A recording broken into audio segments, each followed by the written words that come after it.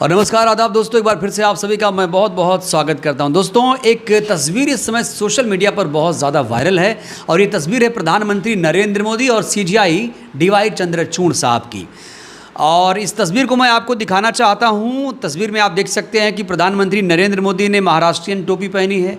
अब महाराष्ट्र से इसका ताल्लुक क्या है? महाराष्ट्र में है विधानसभा का चुनाव, गणपति महोत्सव में शामिल हो रहे हैं। टोपी महाराष्ट्र वाली पहनी है, महाराष्ट्र में चुनाव है। सीजीआई साहब भी महाराष्ट्र से आते हैं। इसको लेकर अब चर्चा बहस छिड़ी हुई है कि सीजीआई के घर क्यों गए प्रधानमंत्री नरेंद्र मोदी। शको सुबह है। कहा जा रहा है कि न्यायपालिका पर अब कितना भरोसा किया जाए जब सरकार और न्यायपालिका ही लोकतंत्र के दो स्तंभ इस तरह से मिल गए तो फिर कैसे न्याय होगा। इसी मुद्दे पर बातचीत करने के लिए आज मैं मौजूद हूँ दिल्ली में सुप्रीम कोर्ट के सीनियर एडवोकेट महमूद प्राचा जी के पास। प्राचा सर, बहुत स्वागत। ये जो तस्वीर मैं दिखा रहा हूँ, इस तस्वीर को लेकर आपकी क्या प्रतिक्रिया है? देखिए, ये तस्वीर जारी किसने की है? प्रधानमंत्री जी ने अपने ट्विटर हैंडल से जारी की। जी। ये है महत्वपूर्ण बात। प्रधानमंत्री जी को गणपति बाप्पा की पूजा करने जाना था। उनके मन में आया आज मैं पूजा करूंगा।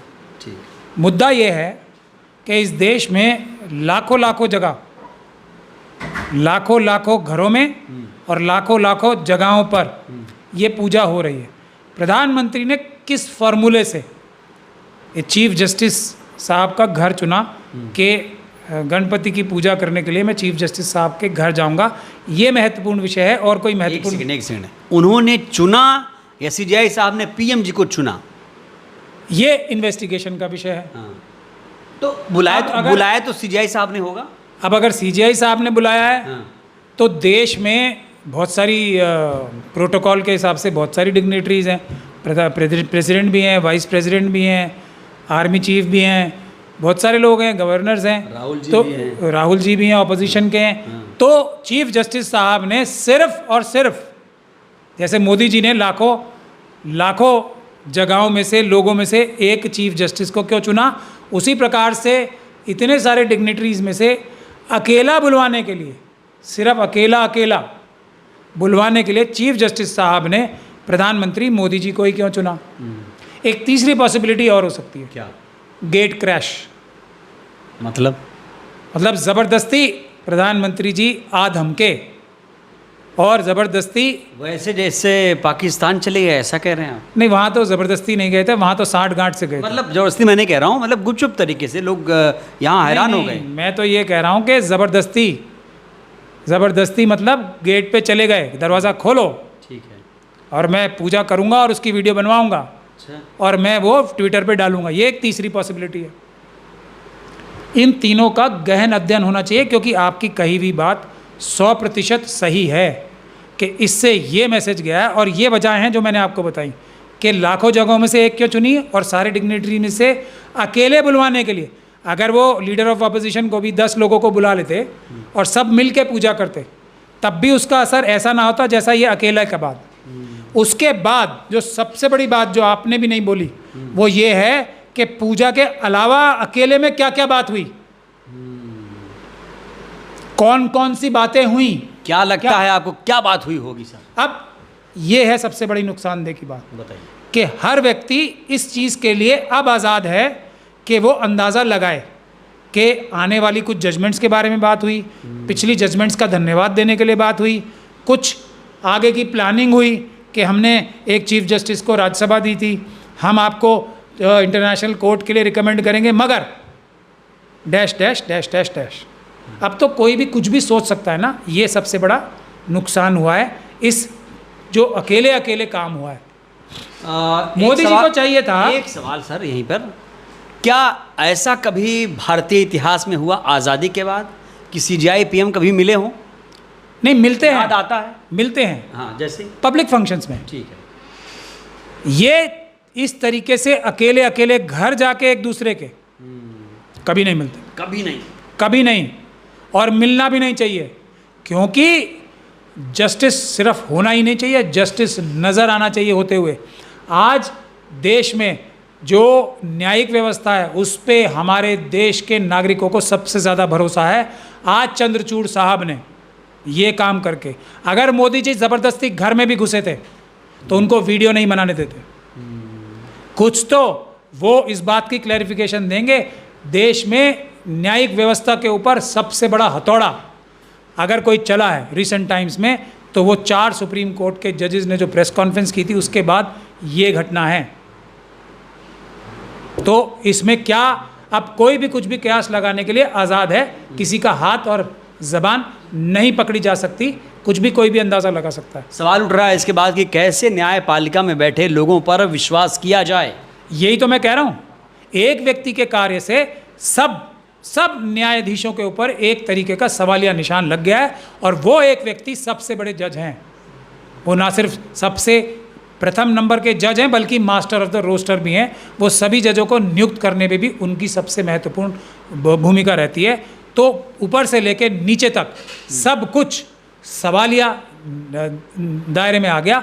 मेरे ख्याल से बहुत सारे लोग इस बात को कह रहे हैं कि चीफ जस्टिस साहब को 2 महीने के लिए, 2 महीने से पहले ही अपना इस्तीफ़ा दे देना चाहिए, ऐसी डिमांड बहुत सारे लोग उठा रहे हैं। उससे कुछ थोड़ा सा न्यायिक व्यवस्था की इज्जत और आबरू बचने के चांस हैं।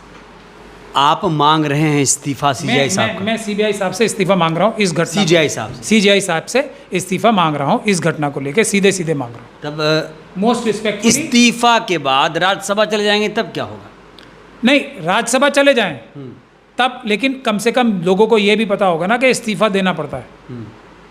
ये है महत्वपूर्ण बात, ये बहुत महत्वपूर्ण। क्या लगता है सर, इतनी नैतिकता है कि अब लोग इस्तीफा दें? अब ये तो आने वाला वक्त बताएगा। हम लोग तो मांग रहे हैं सीधा। ये इतना बड़ा धक्का है न्यायिक व्यवस्था के ऊपर जिसके लिए उन्हें, तो अगला सीजीआई कौन हो सकता है अगर ये? वो तो उसका एक प्रक्रिया है। वो कोई भी हो, उससे मतलब से हो? नहीं, कोलिजियम से हो या किसी भी प्रकार से हो, वो तो सीनियर मोस्ट। अब सीजीआई चंद्रचूड़ नहीं चाहिए ऐसा कह रहे हैं? अब सीजीआई चंद्रचूड़ साहब ने अपनी मॉरल जो हाई ग्राउंड था वो खो दिया है, ऐसा मेरा मानना है। और इसीलिए ऑनरेबल चीफ जस्टिस साहब को अपने पद से इस्तीफा दे देना चाहिए। कई ऐसे फैसले आए जिसके बाद कई ऐसे जज हैं जो पार्टीज़ के संपर्क में आए, उसके बाद राज्यसभा गए, तमाम बड़े बड़े पद मिले। हाई कोर्ट के एक जज ने तो बीजेपी ही ज्वाइन कर ली, और हरियाणा में देखा हमने कि राम रहीम को ज़मानत देने वाला जेलर बीजेपी में चला गया। और यूपी में एक घटना आई जहां पर एक बच्चे को आतंकवादी कह दिया गया, अगले दिन स्कूल संचालक बीजेपी में चला गया। ये हो क्या रहा है? मैं ये कह रहा हूँ ना, ये प्रिंसिपल की बात का एग्जाम्पल छोड़ के बाकी सब इस्तीफ़ा दे के गए थे। ये है उसमें फ़र्क। सिटिंग अपने पद पे रहकर भले ही पर्देदारी करके उन्होंने वो सारे काम किए, लेकिन पर्दा हटा के सबके सामने किसी ने नहीं किया, इसलिए ये इस्तीफ़ा दे दें। उसके बाद ये बीजेपी ज्वाइन करना चाहे, ये तो हक है सबका। ऐसा भी हो सकता है कि सीजीआई साहब बहुत निष्पक्ष हों, उन्हें फ़र्क ही ना पड़े कि कौन क्या सोचेगा, हम तो भाई अच्छे हैं, आए कोई भी क्या दिक्कत है, ऐसा भी सोच सकते हैं क्या? इसीलिए तो मैंने बोला है ना। तो फिर आप जाइए, ज़रा पूजा कर रहे हैं, आप जाइए, आप भी तो हैं किसी में। अगर सबके लिए दरवाजे खुले हैं तो आप जाके दिखा दीजिए मुझे, आप मिल के दिखा दीजिए। चलिए घर जाके मिल के दिखा दीजिए अगले 2 महीने के अंदर, जो 2 महीने वो चीफ जस्टिस हैं। मैं देश की जनता से सबसे आह्वान कर रहा हूँ, कोई भी जाके मिल के दिखा दे मुझे 2 महीने तक, और फ़ोटो खिंचवा के वीडियो बनवा के दिखा दे। बस 2 चीज़ें हैं, अंदर चला जाए और चीफ जस्टिस साहब के साथ उसी जगह पे पूजा करते हुए वीडियो बना के उसको अपने ट्विटर हैंडल पे या किसी भी सोशल मीडिया पे डाल के दिखा दे। बहुत मुश्किल है है। फ़र्क, मुश्किल नहीं, इम्पॉसिबल है। इम्पॉसिबल। तो फिर ऐसा हुआ क्यों होगा?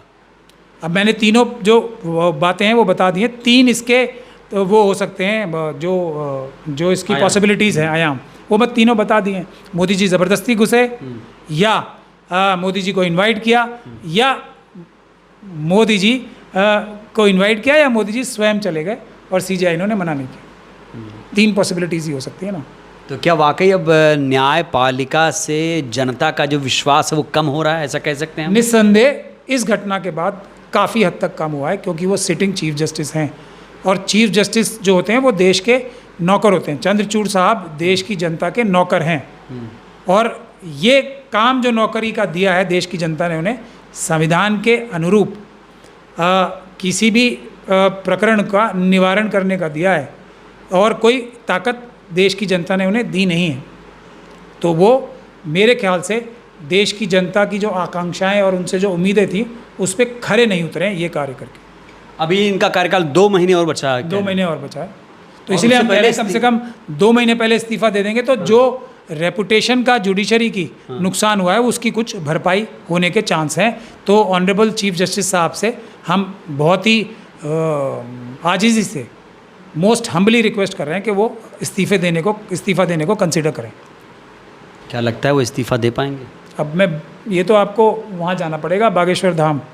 ये बात भविष्य दृष्टा मैं हूँ नहीं, इस बारे में पता करने के लिए आपको बागेश्वर धाम जाना पड़ेगा कि आगे क्या होने वाला है। जी चलिए सर, बहुत बहुत धन्यवाद, बहुत बहुत शुक्रिया। तो ये हैं सुप्रीम कोर्ट के सीनियर एडवोकेट महमूद प्राचा जी, और सीधे सीधे कह रहे हैं कि भाई सीजीआई साहब अब इस्तीफा दे दें, 2 महीने इनका कार्यकाल और बचा हुआ है, और कह रहे हैं कि ये गरिमा तार तार हुई है। जिस तरीके से प्रधानमंत्री से सीजीआई ने मुलाकात की, ऐसा भारतीय आज़ाद भारत के इतिहास में कभी नहीं हुआ। फंक्शन में मुलाकात हो जाती है, गलती से ऐसे ही रैंडम मुलाकात, लेकिन घर गए सवाल तो खड़े होंगे कि अब न्यायपालिका पर कितना भरोसा, कितना विश्वास किया जाए।